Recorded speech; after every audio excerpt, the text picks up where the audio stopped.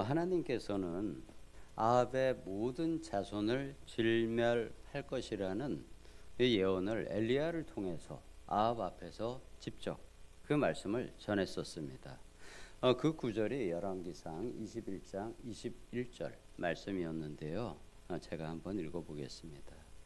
여호와의 말씀이 내가 재앙을 내게 내려 너를 쓸어버리되 내게 속한 남자는 이스라엘 가운데의 매인자나 노인자를 다 멸할 것이요.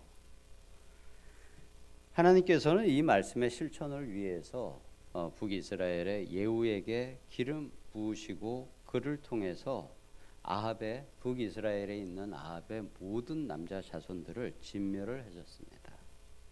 그리고 또 남유다 왕국의 아하시아 왕 그리고 또 그의 형제 42명 역시 예후를 통해서 죽이십니다. 그런데 이 남유다 왕국의 아하시아 왕은 사실 아달랴의 권세 아래에 있는 자기 자신의 엄마인 아달랴의 권세 아래에 있는 왕이었습니다. 그 이세벨의 딸인 아달랴는 남편 여호람 왕을 많이 부추겼을 뿐만 아니라 아들 아하시아를 조종하면서 자신의 마음껏 권력을 휘둘렀습니다. 아하시아 왕은 약 1년간 재위를 했는데 나이가 20대 초반의 왕이었었죠. 그러니까 그 어머니인 아달랴가 권력을 많이 휘둘렀고요. 근데 당시 상황을 정확히 알 수는 없지만 그 아하시아가 예후에게 죽게 되자 권력은 이제 손자에게 넘어가게 되었습니다. 나이가 그렇게 많지 않았던 관계로 손자가 많지 않았을 것이고요. 그리고 또 손자 중에 누가 왕이 되면 자신의 권력을 유지하기 힘든 상태가 되었는지도 모르겠습니다. 왜냐하면 그 손자들에게는 속한 각자의 또 외가의 세력들도 있기 때문으로 추측을 해볼 수도 있는데요. 하여튼 정확히 알 수는 없지만 그러한 상황에서 아달랴는 무모한 선택을 합니다. 왕의 자손, 자신의 손자뻘 되는 왕의 자손들을 모두 멸절하고 스스로 왕이 됩니다. 자신의 친족도 있었을 거고 아마 다른 후궁을 통한 손자가 있었을지도 모르겠습니다. 북이스라엘에서는 아합의 모든 자손이 전부 진멸이 되었지만 그래도 남유다 왕국에서는 다윗의 자손 왕자 한 명을 하나님께서 보호하시며 남겨두십니다. 그 아하시아 왕의 이복 누이였던 여호세바가 아하시아의 막내 아들 요아스를 숨겨서 아달랴로부터 피신을 시킵니다. 아달랴 여왕이 전혀 그리고 신경을 쓰지 않았을 하나님의 성전 안에서 그를 6년 동안 보호하여 성장을 시킵니다. 유대의 역사가 요세푸스에 의하면은 이 여호세바의 어머니는 아하시아 왕의 후궁이었고 또 그녀의 남편은 제사장 여호야다였습니다. 그 부부가 요아스를 성전에서 보호하며 키운 지 7년 되던 해에 여호야다 이 제사장이 아달랴 여왕을 향한 역반란을 도모합니다. 그는 용병 가리 사람 백부장을 선택했습니다. 가리 사람은 블레셋 출신의 그렛 사람으로 그 그렛 사람들은 다윗과 솔로몬 때부터 용병으로 왕실을 경호하던 사람들이었습니다. 그래서 그들을 가리 사람이라고도 하고요. 아니면 소아시아 지방의 카리아 지방 출신의 용병이라고도 합니다. 어느 것이 정확한지는 모르겠지만 그들은 용병이었습니다. 이 용병들과 유대의 호위병들이 함께 힘을 합하여 여호야다의 계획을 따릅니다. 그래서 성전에서 요아스 왕자에게 왕관을 씌우고 율법책을 주고 기름을 부어 왕으로 선포합니다.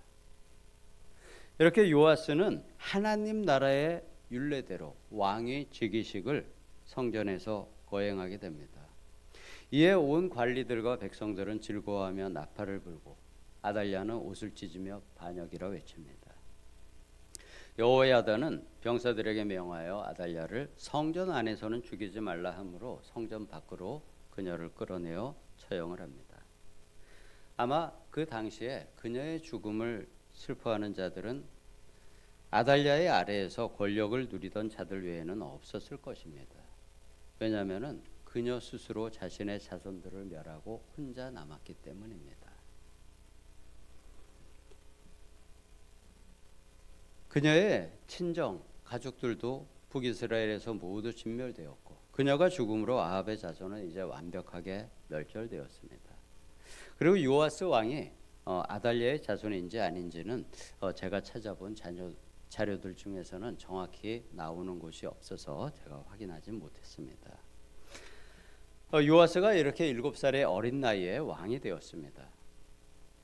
그런데 그 반란을 주도했던 여호야다는 제일 먼저 유다 왕국을 하나님의 나라로 바로잡는 일을 행합니다. 왕과 백성이 하나님과 언약을 맺습니다. 먼저 하나님과 언약을 맺고 두 번째로 왕과 백성들도 언약을 맺게 합니다. 그는 어떻게 보면 자신이 그 권력을 쥘 수도 있었지만 하나님 나라의 제사장으로서 이스라엘의 질서를 말씀에 따라서 바로 잡아갑니다. 그리고 왕의 권력에는 손을 대지 않습니다. 제사장으로서 하나님의 나라를 세워가는 일에 그는 전념합니다. 베드로전서 2장 9절에 의하면 신약의 성도인 우리 한 사람 한 사람 한 성도 한 성도 모두가 하나님의 거룩한 나라입니다. 베드로전서 2장 9절은 이렇게 말씀합니다.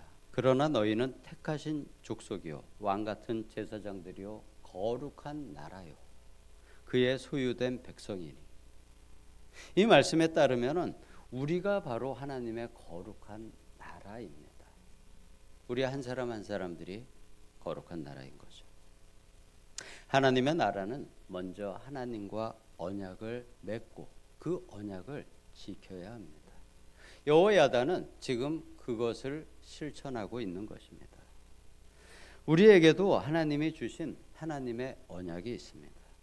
이 언약이 바로 성경 말씀이고 말씀 전체가 하나님과 나 또 우리 성도님들 사이에서의 하나님과의 언약입니다. 그래서 우리는 이 언약을 지켜 행해야 합니다. 물론 이것을 행하는 데 있어서 고통이나 괴로움이 있을 수 있지만 그러한 고통, 괴로움이 아닌 기쁨과 평강이 함께하는 거룩한 길입니다. 오늘 이 백성들도 관리들도 평강과 기쁨이 있다고 합니다. 우리 성도님들의 삶에 말씀이 항상 함께하시며 평강과 기쁨이 있기를 예수님의 이름으로 축복합니다. 하나님과 언약을 맺은 백성은 제일 먼저 하는 일이 우상 바알의 제단으로 가서 바알의 제사장을 죽이고 우상의 신당과 제단을 부수며 우당들을 철저히 깨뜨립니다. 우리가 살아가는 세상에는 두 개의 나라가 있습니다. 하나님의 나라가 아닌 것은 모두 우상의 나라입니다. 회색지대는 없습니다. 회색지대는 사단이 지배하는 세상일 뿐입니다. 우리의 마음이 바로 하나의 나라라 그랬죠. 우리 마음의 나라도 철저하게 하나님의 나라가 되지 못하면 우리 마음의 어느 구석진 곳에는 사단이 지배하는 장소가 있게 됩니다. 그 구석진 왜곡된 마음이 누룩과 같이 퍼져서 마음 전체를 병들게 할 수도 있습니다. 이 세상이 하나님의 나라와 사단의 나라의 전쟁터이듯이 우리의 마음 역시 하나님 나라와 어둠의 세력의 나라의 전쟁터입니다. 그래서 우리는 마음에 왜곡된 곳이 어두운 곳이 감지가 되면 과감하게 도려내어 그것을 없애가야 합니다. 요아스 왕도 시간이 지나면서 그의 고모부인 여호야다가 죽은 후에 하나님을 멀리하고 변절합니다.